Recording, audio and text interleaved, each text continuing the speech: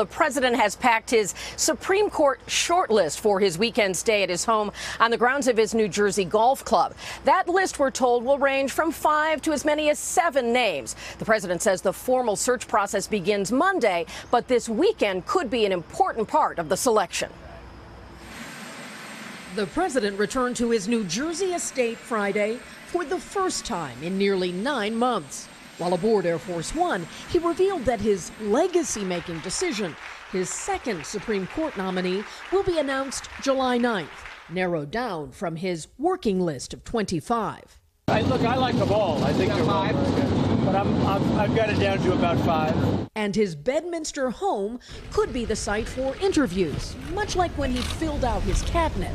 I may have 2 of them come like the old days with Bedminster, right? Remember? In an interview to air Sunday on Fox Business, the president was asked if he would discuss abortion rights with job candidates. Well, that's a big one, and probably not. They're all saying, don't do that, you don't do that, you shouldn't do that, but I'm putting conservative people on. But judging a caller's true identity got by White House officials. Aboard Air Force One Wednesday night, the president was pranked by radio personality John Melendez, a former Howard Stern sidekick. Hi, Bob.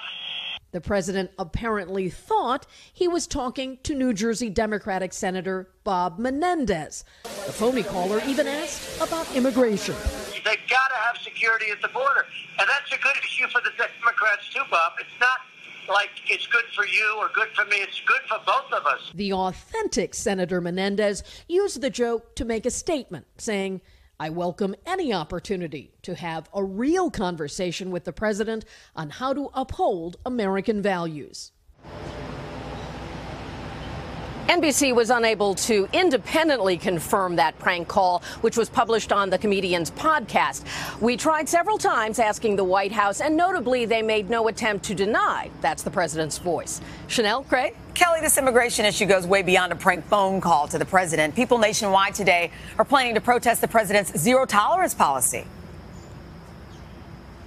Chanel, we expect, according to organizers, as many as 50,000 demonstrators in Washington. They'll be outside the White House, marching to the Department of Justice. They're going to encourage them to wear white, so they will stand out on this incredibly hot weekend. Also, Lin-Manuel Miranda, the founder, creator of Hamilton, will be among the celebrities there. And organizers have extended it to more than 700 similar protests around the country in every state, large and small, trying to encourage the Trump administration to work on reunification and to protest their immigration policy. Chanel? All right, Kelly, thank you. Steve Kornacki is an NBC News national political correspondent. Always good to see you, buddy. Thanks for coming by this Saturday morning. So these protests, these immigration protests, thousands of folks expected to hit the streets to protest the president's zero-tolerance policy. What's the likelihood that this is an issue that carries into the fall and affects the midterm elections? Yeah, well, I mean, look, obviously you see it's another sign. You've got energy there on the left, energy among the president's critics, and it's something that certainly could add to that heading into the fall.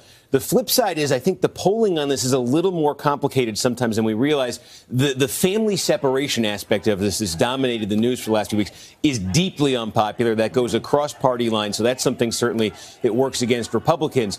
But the underlying so-called zero tolerance policy, which is this idea of, hey, if you got folks crossing the border illegally, do you prosecute them? Do you detain them and prosecute them? Or do you release them in the United States and do something later on? That detainment option, even for detaining children with families, when you poll that right now, that's the single most popular option for both parties, Democrats, Republicans. So now that might change as the politics evolve, but I think the guts of the country on this are a little more conflicted than maybe we realize sometimes. Let's talk about Trump's Supreme Court nominee. It seems like replacing Justice Kennedy has the potential to move the court to the far right, obviously, or at least to the right for a generation. So let's talk about some of the senators really on both sides of the aisle. Who should we be watching? Yeah, I think really the ball game here, it's Murkowski, Lisa Murkowski, Republican from Alaska, Susan Collins, Republican from Maine, because the bottom line is even if Democrats lined everybody on their side up, and that includes red state Democrats, Trump state Democrats like Joe Manchin and John Tester and all those, even if they line them up, they have 49. And to beat this thing, there's no more filibuster anymore on these. So to beat this thing for Democrats,